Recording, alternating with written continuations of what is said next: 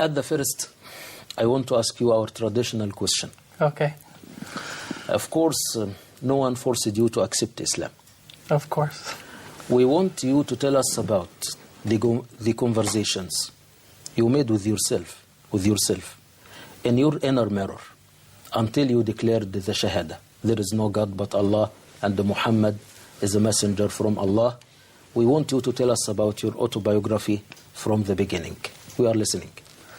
Well, this question is like you hit me with the sledgehammer right from the beginning, huh? Well, from the beginning, the best place to start, I guess, which most people find interesting, is a dream that actually I had as a very small child. A dream. When I was maybe 4 or 5 years old, I had a dream that there was a person, and I felt like he was a very holy person, sitting on a camel in the desert. And he had 3 or 4 of his followers around him, and he was talking to me. And I could never remember what he said. And I had this dream maybe 3 nights or 4 nights in a row. And woke up and, I could never remember what he said, but I would always tell my mother about, I saw this person in this dream, and, You made conversations with him? Right, yeah, exactly. And so I guess you could say, since I was very young, what we would say my spiritual eye was open. So I was always somebody who was very interested in religion from a very young age.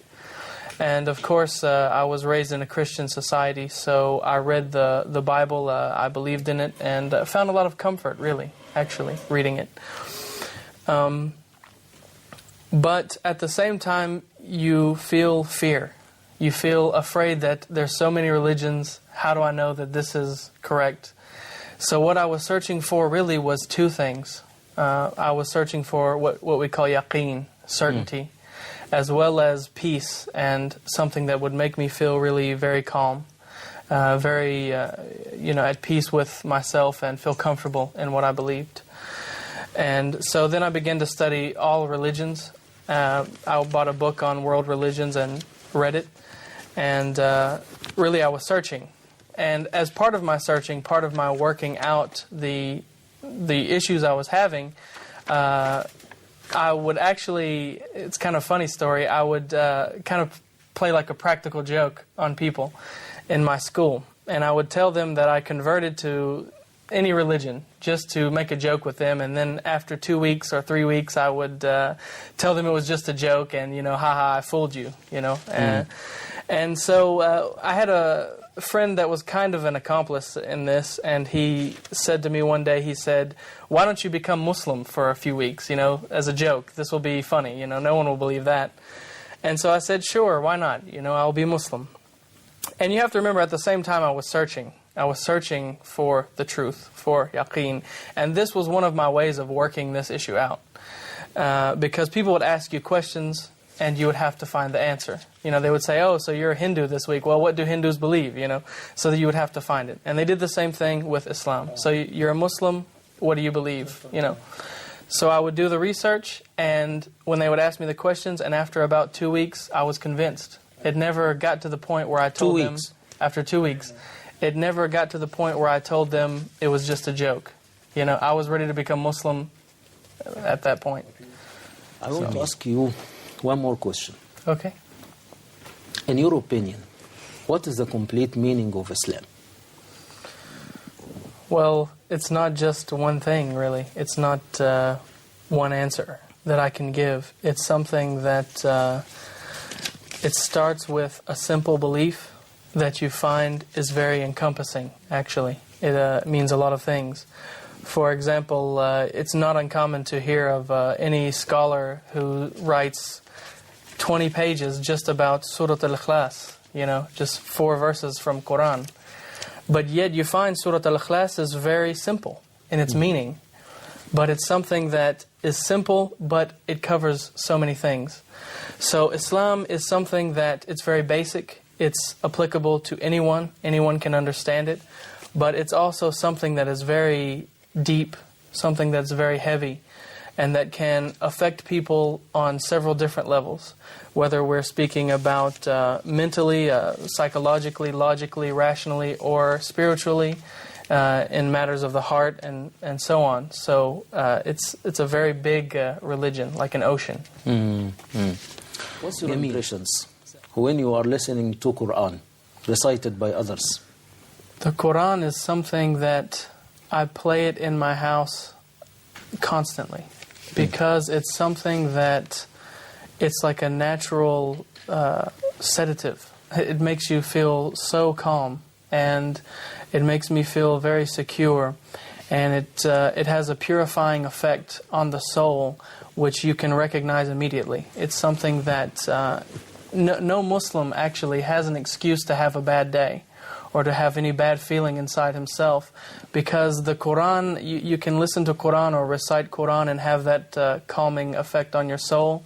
Take that time out to remember Allah subhanahu wa ta'ala, and this is something that is very special. It's a very special thing about our religion. Alhamdulillah. I want to ask you one more question. How could Quran help you seeking the right path?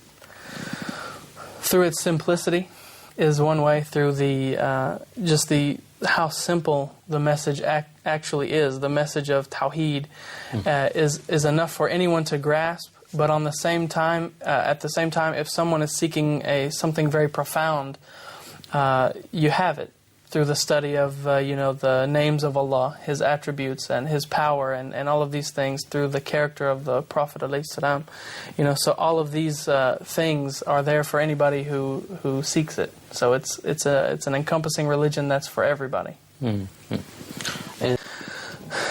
I'll rephrase the question a little bit. Instead of saying what's the worst thing I see from Muslims, let's instead ask the question, what is something that, as an objective observer from perhaps another angle, because as a Muslim convert or revert, I see things differently than someone who's born in Islam.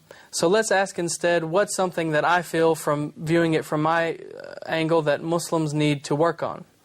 In my opinion, and Allahu Alam, but it's my opinion that Muslims need to work on beautifying their souls.